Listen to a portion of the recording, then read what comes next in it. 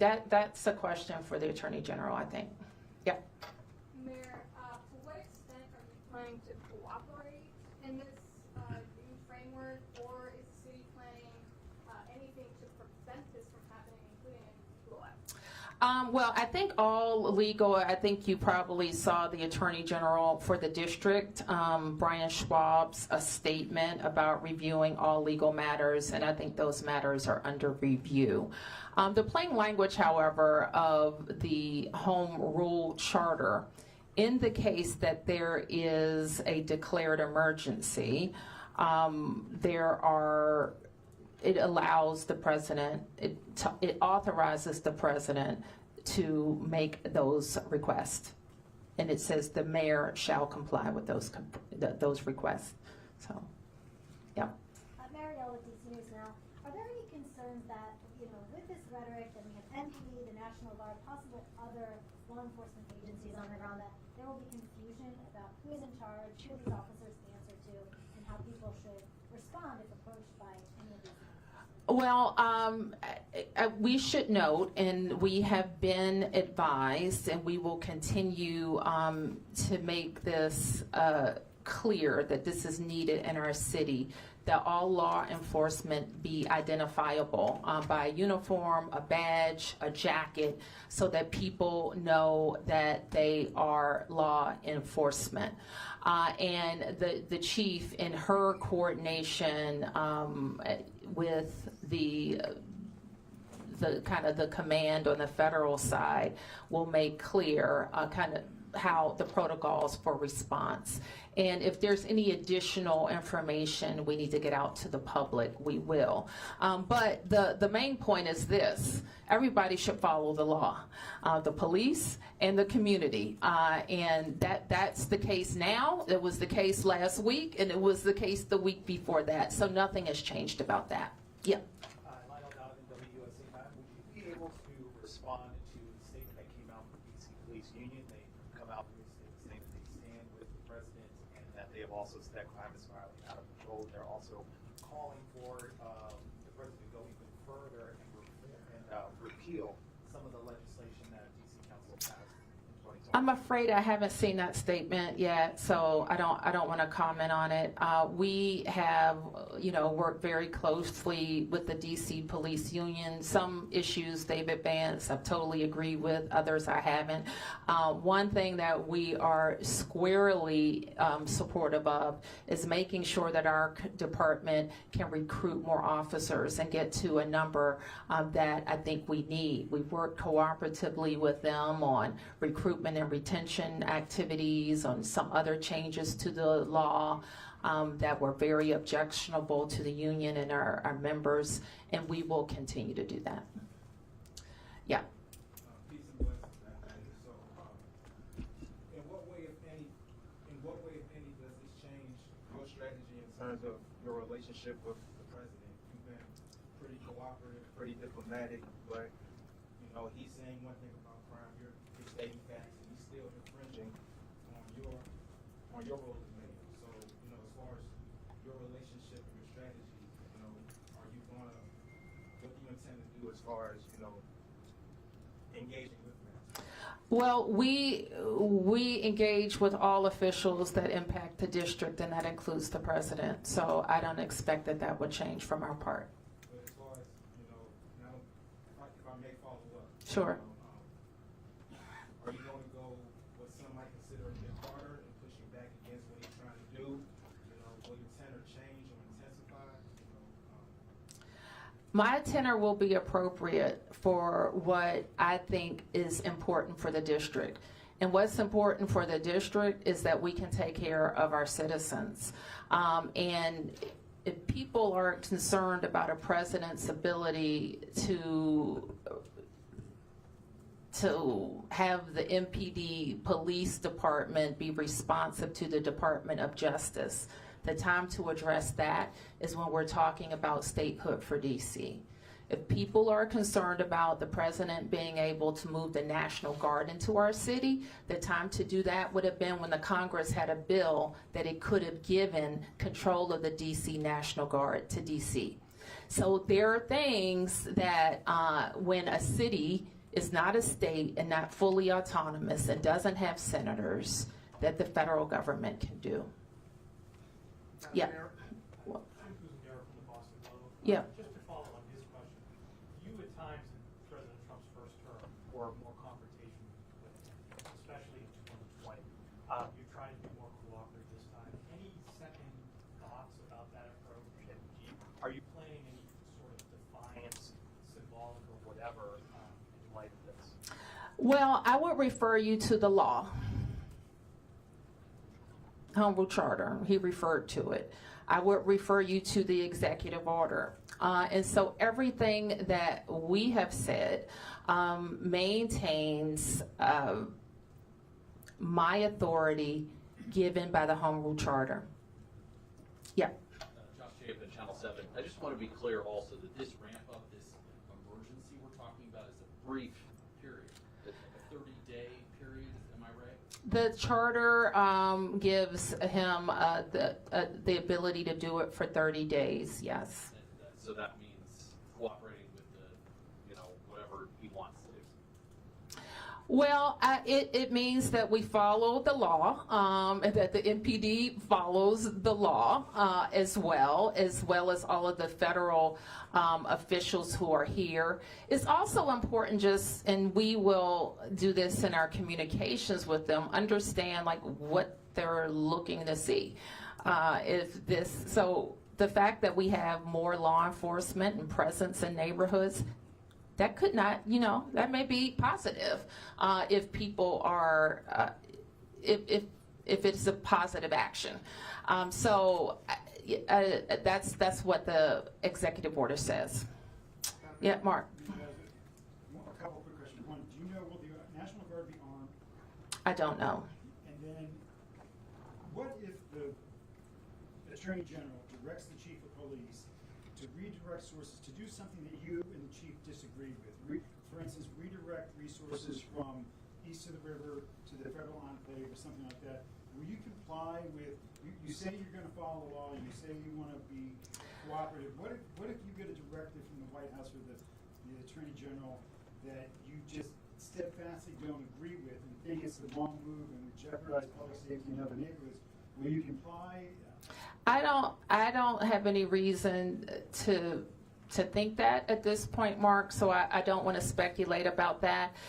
The executive order, as is the Home Rule Charter, is pretty clear that the directives have to be, the requests have to be related to federal purposes. And then can I ask, the President threatened to use not just the National Guard, but military, to bring the United States military, federal troops into the District of Columbia if needed. Can you respond to that threat? I mean, we're in uncharted waters already. A lot of people are seeing this as the first step in an assault on home rule, which the President has threatened. He's been making these threats since last year, and now he's carrying through with them. There's no reason to believe he won't go further. What do you say to the President about his threats to bring the military, not just the National Guard, but the military? We don't, I think I speak for all Americans, we don't believe it's legal to use the American military against American citizens on American soil. I'm not a lawyer, and but I think that's a fairly widely held fact.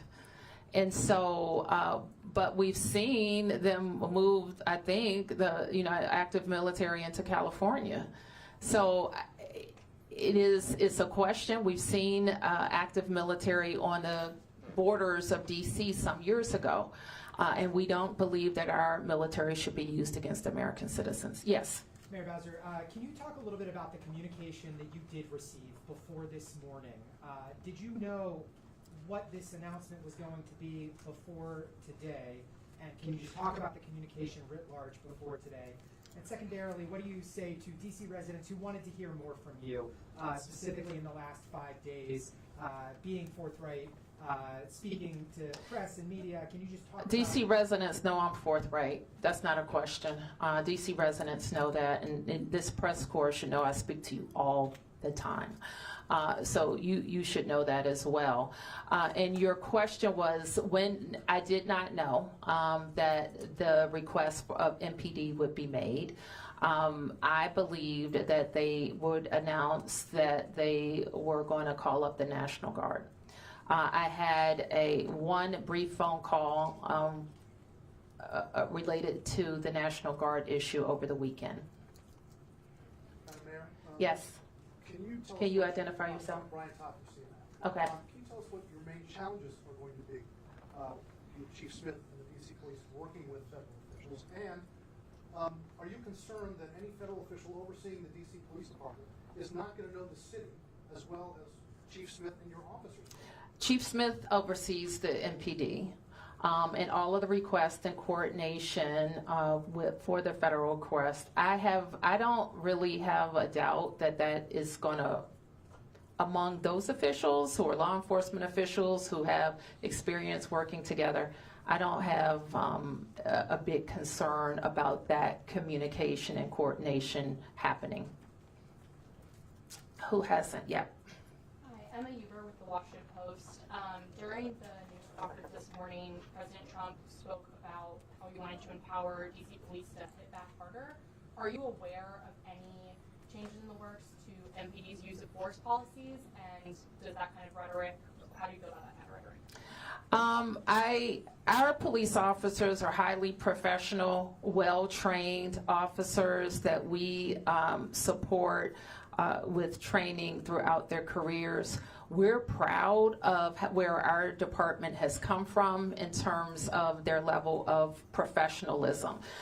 So they're trained in constitutional policing, and that is our expectation.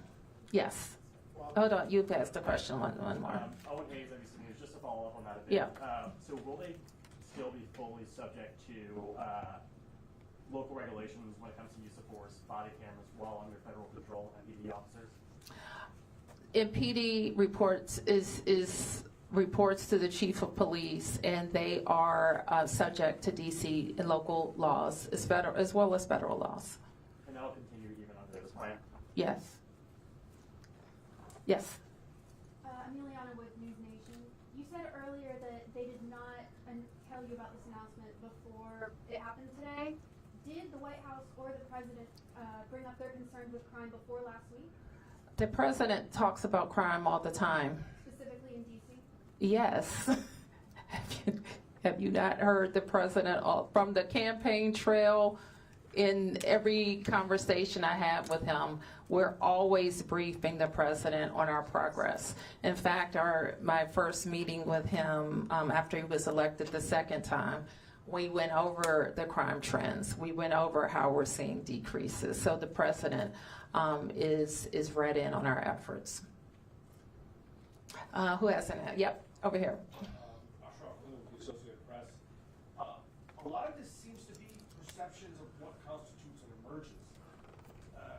The White House and the administration says there's an obvious emergency. Your administration, with numbers, the council says there is not an emergency here. How do you solve that? Is there an arbitration option? Where does it go from here? Because it feels like, do you agree that it comes down to what constitutes an emergency? What's next? Well, what I would point you to is the Home Rule Charter that gives the president the ability to determine the conditions of an emergency. Now, we could contest that, but the authority is pretty broad. And so, like, if you wanted to say the most outrageous thing, one might say, well, I won't say that. It could be something very small. Like, I'm not saying that that's what he's doing, but it could be. And if he deems it and he puts the meat around it and the argument around what he thinks is an emergency. When we think of emergencies, it usually involves surges in crime or crime that's not being responsive, or tools that we have that we can't use in the normal course. That's when we use an emergency, that's what it's for. Yep. Over and out 9, ABC News National. Wanted to see if you could respond directly to some of what the president said this morning. Do you agree or have any thoughts on the picture he's painting? He said that there are, quote, bloodthirsty criminals, end quote, or roving mobs of of wild youth, end quote. You also said that DC police can do whatever the hell they want, end quote. Are you okay with that? What does that mean? Do you have any response to him or the White House talking about the DC crime stats? I mean, I think I've already addressed all of those questions. Anything else? Yep. Scott Gelman with WTOP. You described, this morning was described as a federal takeover of MPD. It sounds like you're describing this as Chief Smith is still in charge and everything will run through the department. What will this look like on a day-to-day basis as it relates to what has transpired here? What can people expect to see? Is this an instance where you all work collaboratively for big events and this is something comparable to that? No, I don't, it's not like that. It's not like the special events task force where we work together. And I think I don't want to minimize what was said. And I don't want to minimize the intrusion on our autonomy because it is very different than working a special event. So that is not what we're trying to do. But I think the chief, and I'll turn to her in a second to talk to you about what she thinks is going to be most helpful to MPD. I want to believe I answered the question a little bit earlier, but you know, I think what's helpful to us is that we come together and we look at data, we look at intelligence when it comes to crime across our city, violent crimes as well as property crimes. And so there are other things that the federal government is also very useful for, in supporting us, and that is, in the city, is warrants, right? The execution of warrants, the U.S. Marshals holds those. This will be an opportunity for us to come together and collaborate on being able to go out and execute warrants. As we think about over the past, came in 2 years ago, 5 years prior, we looked at some of our data where we saw an increase in violent crime in certain areas across our city. We designated those areas as a homicide reduction partnership plan with some of our federal officers. What we'll do in that space is we'll enhance that presence. The other thing is that most of you know we have a nightlife task force. U Street, we have a lot of tourists, residents, individuals who come into our city on a Thursday night, Friday night, or Saturday night and enjoy the nightlife culture. We will also be able to utilize that enhanced presence in and around that area and any other crime trends that we might see that will go forth. We have our drug-free zones where we also align our federal partners in those spaces as well as our juvenile curfew zones. May I just follow up quickly, Chief? So again, this morning it's being described as a federal takeover. You all are describing it as an opportunity to enhance the crime prevention strategies you have in place. What to the community who's confused about the discrepancies, where does it fall? Well, I just articulated to you where it falls. And what I mean by that is that with respect to the two federal partners who will be working alongside me, the operations and the administrative liaison, we have a meeting scheduled for today right after this meeting, and we will be able to create an operational plan for our city that will continue to keep our city safe. Chief Smith, I just have one question. You just broke the rule. Maybe somebody else haven't asked the question already. Okay, is that it? Okay, all right. I just have one question. Could you Yes, sir.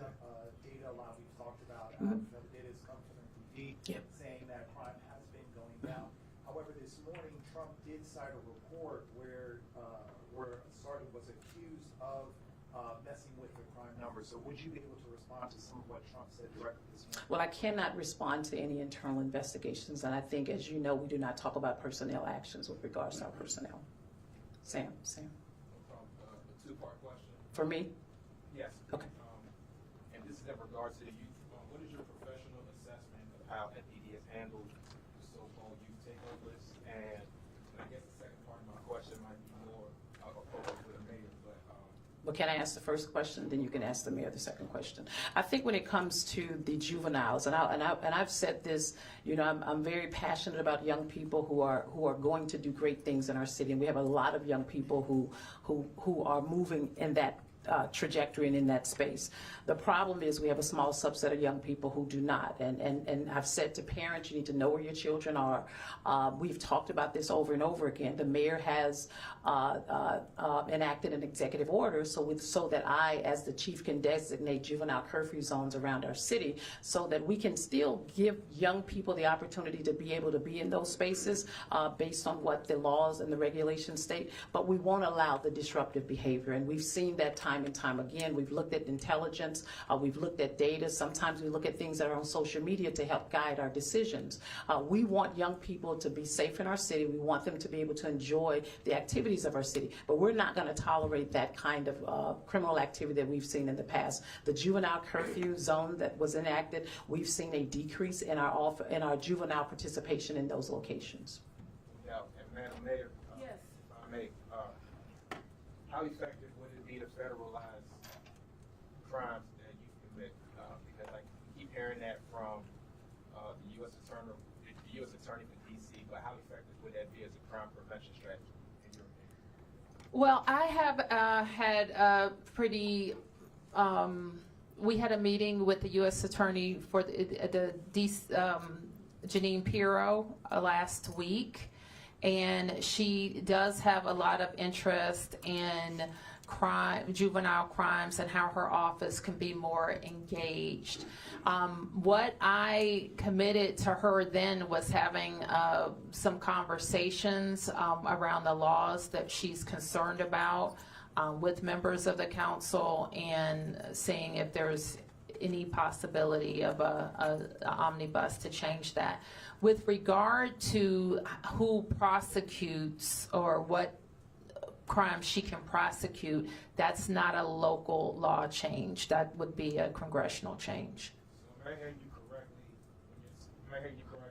in saying that you would embrace the change in the three laws? I have a position on at least 2 or 3 of those I can refer you to. I would, because I'm going to get them mixed up in my head right now, but I will be happy to share that with you. Okay, I'll take a few more. Yep. Mayor, and along with those laws that Sam was just talking about earlier today, we also heard a focus on DC's bail system, being a cashless bail system. Was that part of your discussion? It's the first time I ever heard that come up in a situation with DC. DC has had a no cash, whatever you call it, cashless bail, I think since the mid-90s. So that's not anything new to our system. We do, and you know, that I was very, very focused in the last 2 years on having the council pass laws that would allow judges to hold violent offenders, those accused of a violent offense, pre-trial. And I believe that provision has led to our very substantial decrease in shootings and homicides. Yep. I wonder if you could specifically speak to some of the concerns that U.S. Attorney Pirro has raised about her perception of lenient sentencing for youth charged with violent crimes. Do you think that's an issue? And as she suggested, potentially charging in some instances prosecuting youth as adults, is that a potential solution, or do you agree with that? Well, the U.S. Attorney has the ability to prosecute youth for some crimes as adults. And I think she's interested in expanding that and possibly lowering the age. What I committed to her to do is look at all of the what's allowable in the law now, the types of crimes, working with the council, and working on some changes. So do you agree with her, though, that needs to be expanded, or do you think that is an unhelpful solution? I don't want to say right now, because that could mean a lot of things. We want to really analyze what we think would keep us safer, the link to crime. I will say this, and this is, some of you are new to covering us and covering these issues, but I have been in my tenure of service very pro accountability. Okay, I am an accountability mayor. If you commit a crime in the district with a gun, there has to be accountability, and that's if you are an adult or if you are a juvenile. I don't think we always have that accountability. I think what was missing from the press conference a little bit earlier, however, is what people also don't know about the district. Our prosecutors are not local, okay? They don't get elected by anybody here. They don't report to any of us. They are appointed by the president. We've also had a period of time where some of the very good police arrests that have been made were not prosecuted by the U.S. Attorney's Office. So the prosecution is a federal element. Judges are appointed by the President of the United States as well. And so those are not local judges. They don't report to any of us. So that is a part of the federal system. So anytime we talk about crime in the district, it is part local and part federal that can make changes.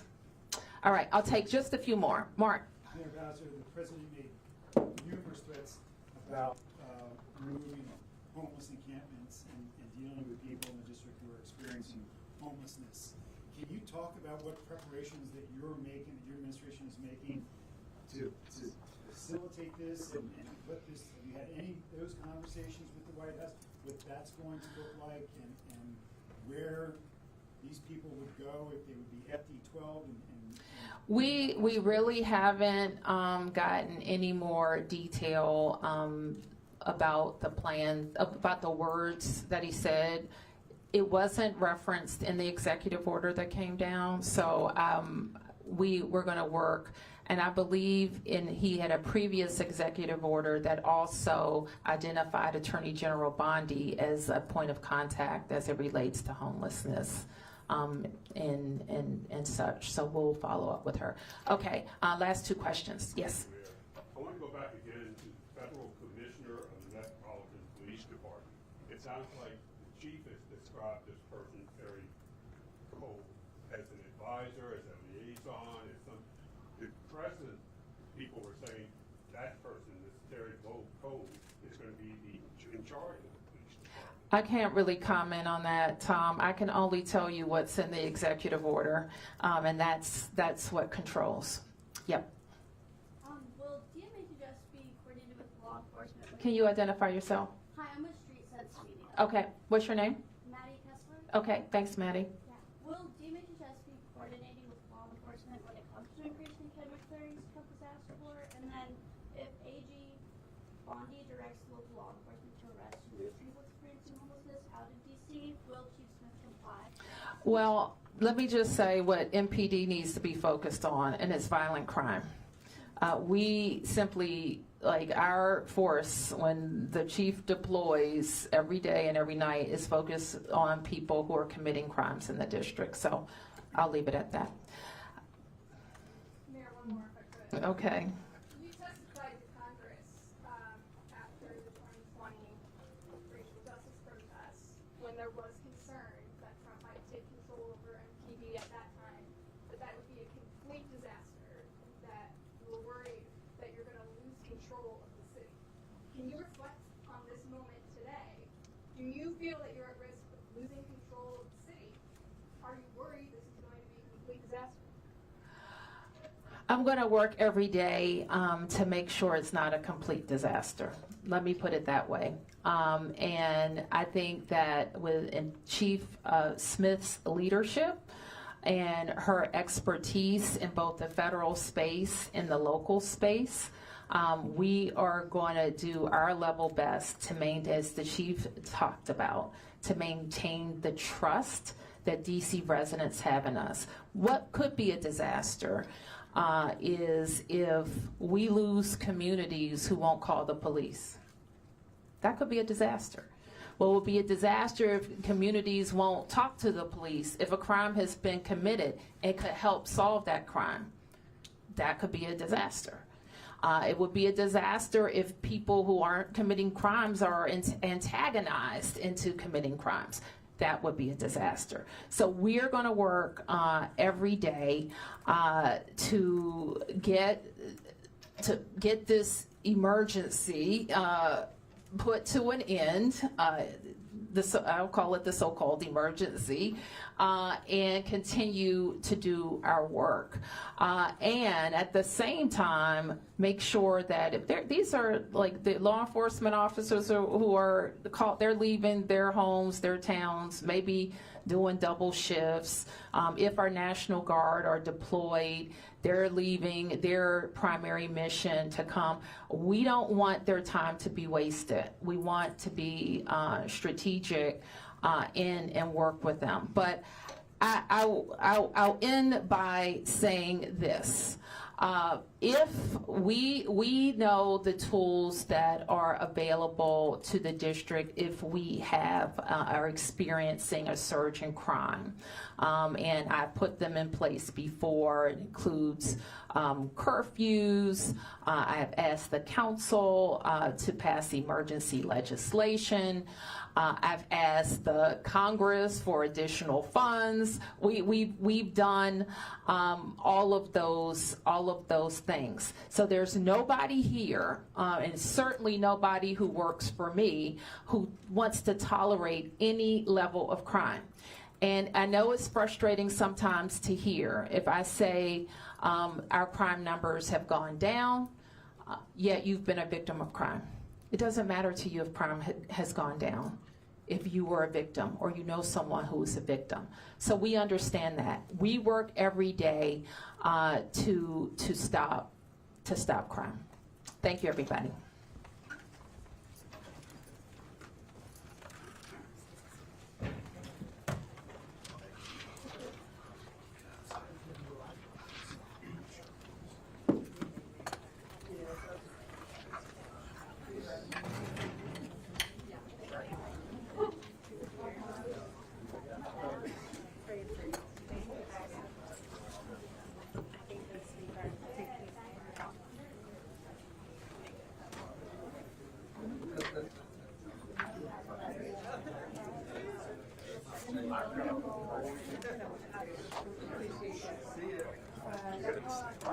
Thanks for coming. See you later. I want a drink.